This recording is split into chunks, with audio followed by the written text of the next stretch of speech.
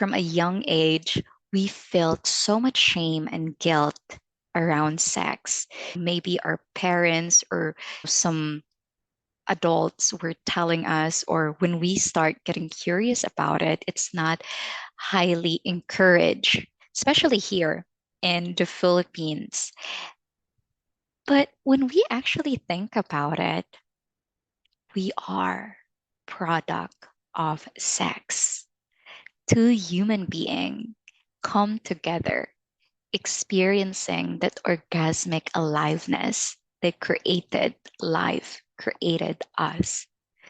So if we reflect on that thought, how can we label sex as bad when out of that experience it created human being? It created a possibility for us to live here in this world.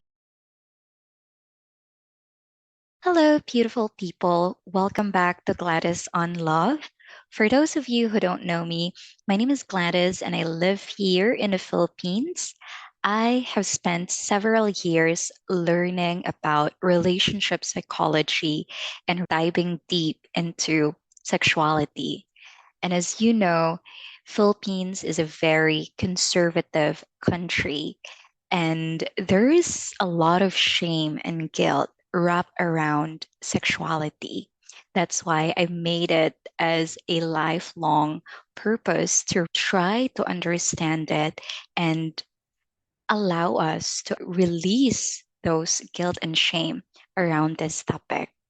And for today's video, I would love to talk about why we're having bad sex.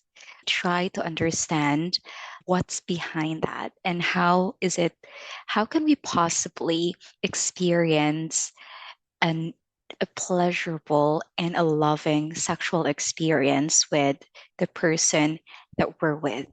So if this is something that you are interested, stick around. And if you haven't subscribed to my channel yet, feel free to hit that subscribe button and hit the notification button so you'll be notified for my future videos.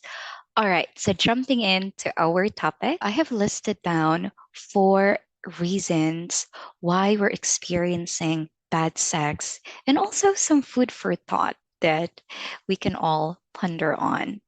And I just want to highlight Jaya. She is a somatic sexologist who I really admire and respect.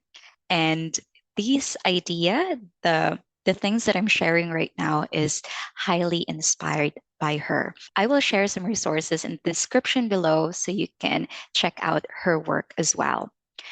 All right. So, first common reason why we're experiencing bad sex is that we are taught that sex is bad. From a young age, we felt so much shame and guilt around sex. Maybe our parents or some adults were telling us, or when we start getting curious about it, it's not highly encouraged, especially here in the Philippines. But when we actually think about it, we are product of sex. Two human beings come together, experiencing that orgasmic aliveness that created life, created us. So if we reflect on that thought, how can we label sex as bad when out of that experience it created human being, it created a possibility for us to live here in this world, to create things in this world. All right. And the second thing is we don't have proper sexual health education, where understanding that hormones, biochemistry affect our sexual drive. So if we're stressed out, if we don't eat healthy food, and if we're not mindful of it, it can actually affect the sexual ability that we have and the wanting to have that amazing sexual experience. Because, of course, if you're in a partnership and one or both of you are stressed out with a lot of things, then you will be less likely to feel pleasure and horny and be lovey-dovey with each other. So it's also something to be mindful of. Now, another thing is we don't know who we are as an erotic being. So if there is five love language, there is also five erotic blueprint. And Jaya is someone who is really an expert about that. She talks about different erotic blueprint that you can take a test about it so you can identify whether or not you're a sensual type of person, an energetic, kinky, or a sexual type of person. So if that is something that you're interested in, I highly suggest you check out Jaya's work.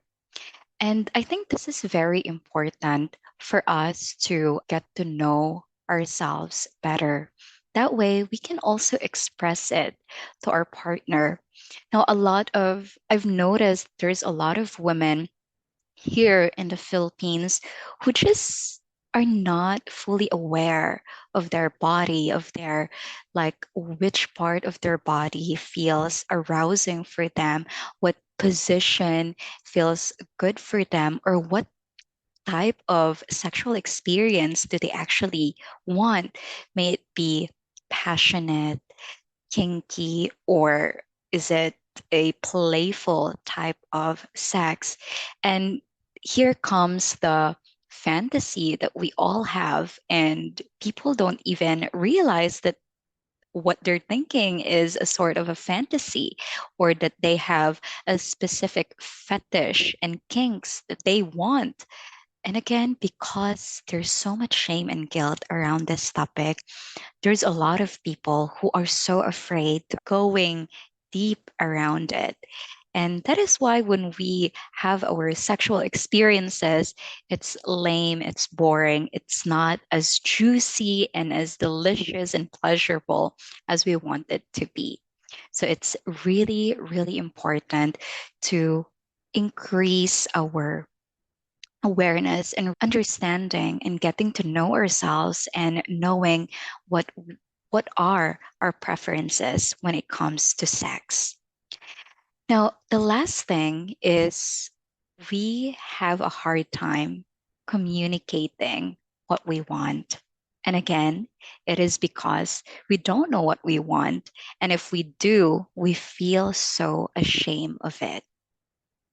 So it comes down to increasing our understanding of ourselves, embracing our sexuality, and also knowing our sexual needs and preferences, and pushing yourself to have that practice of opening a conversation like that with your partner. And I have a tip that I can share to you when you're going out on a date.